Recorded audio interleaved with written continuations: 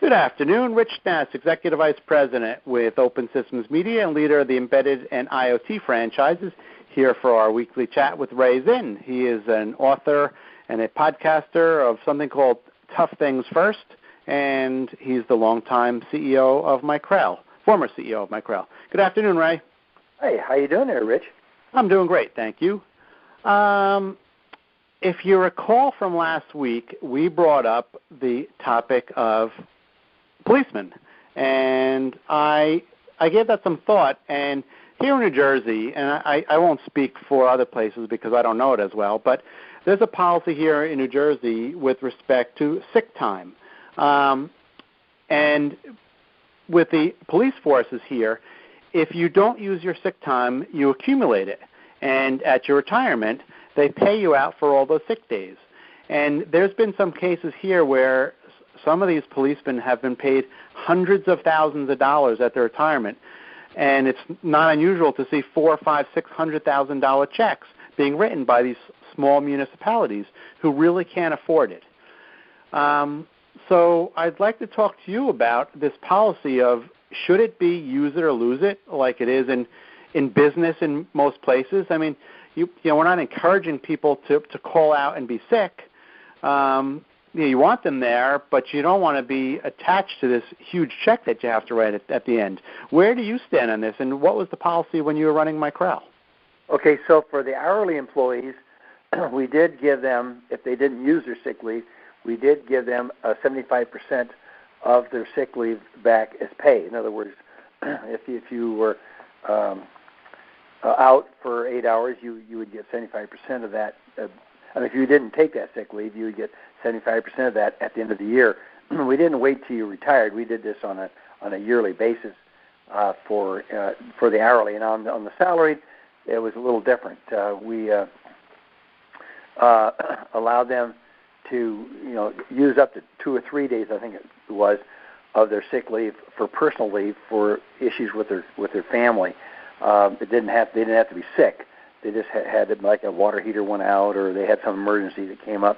They could use, I think, 2 or 3 of their days to use that for personal leave. So that's the way we did it at Micrel. I know that TI, they give you X number of days for vacation and sick leave, and you can use them in any combination. So let's go back to what you were doing. Okay, so people could use them as personal time. What if they didn't? Okay, now I'm referring to the salaried people. What if they didn't use those days at the end of the year? Did they just lose them? Yes, they would lose them. Well, see, I'm trying to recall now that they accumulated the sick leave, so it actually didn't lose it. You would accumulate it. In other words, if you only use 5 days in 2016, you could carry over the extra 5 days into 2017. So you would just build up that sick leave. But if you left the company or retired, you didn't. There's no rebate on it. It would just accumulate in case you had a serious medical problem that put you out for 2 or 3 months. So that would be the advantage of accumulating the sick leave. But you wouldn't get paid for it if you left or retired. Okay, that certainly sounds fair. And in the case of the hourlies, are you able to say what sort of checks you were writing? I won't say individual checks, but was this like a 7-figure number that you were writing at the end of the year to pay off? No. Actually, only about 20% of the employees took less than their normal sick leave. So we had about 80% of our employees would actually take their sick leave. For whatever reason, they would just use it. But again, 20% or so wouldn't take that, and then they would get this check at the end of the year. Okay. But it was not like 80% of the employees, only like maybe 20% or so. Okay. And did people have issues with how you handled this, or were people pretty happy about how it was handled? Well, I think they're pretty happy. I mean, we didn't have any real repercussions over it. I kind of like the way TI does it, where they have just an X number of days. Let's say you get 2 weeks of vacation a year and 10 days of sick leave. They combine that, and you just use it however you want, whether for sick leave or for vacation. They just give you X number of days off, period. Right. Okay. Well, in the days when I used to like my governor here in New Jersey, he made a statement once about, the benefit of not using your sick days is that you're not sick. And that's a big plus. You're healthy, and that should be enough of a benefit, and you shouldn't be able to accumulate all these days. And that was one of the things I definitely agreed with. You might have had a union involved in that particular case, and that's how the unions, barter and negotiate their contracts, is they use that sort of thing. Is that the case in New Jersey? That is definitely the case in New Jersey, and that's exactly what I'm referring to. And I didn't really want to go down that path because then we're going to anger some people about the union, non-union. But yes, that's exactly what I'm referring to. Well, I wasn't trying to anger them. I was just trying to refer to if it's a union type of a contract, they use that as part of their bargaining and negotiating the contract. I wasn't saying pros and cons. I was just saying that's typically it's a union. I remember when I was on the school board, Teachers Association would negotiate that as part of their contract to get some leeway on sick leave. So, what's the local California rule? With in terms of policemen and teachers and that.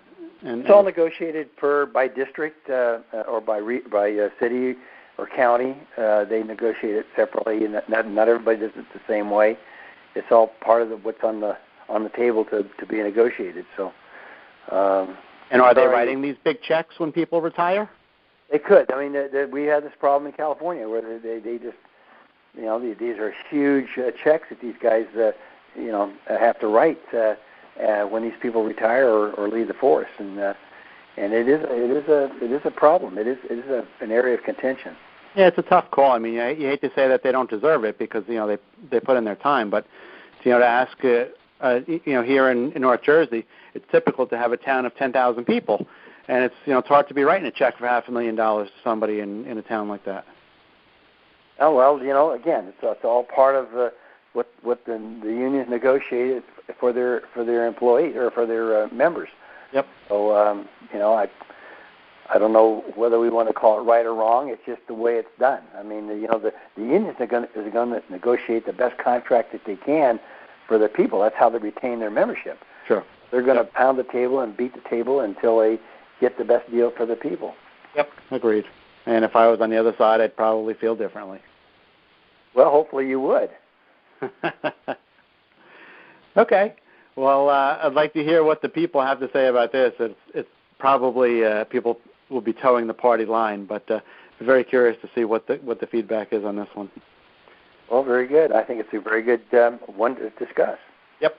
Well, thank you very much, Ray. As always, that was Ray Zinn. And you want to check out his podcast at toughthingsfirst.com, I think it is.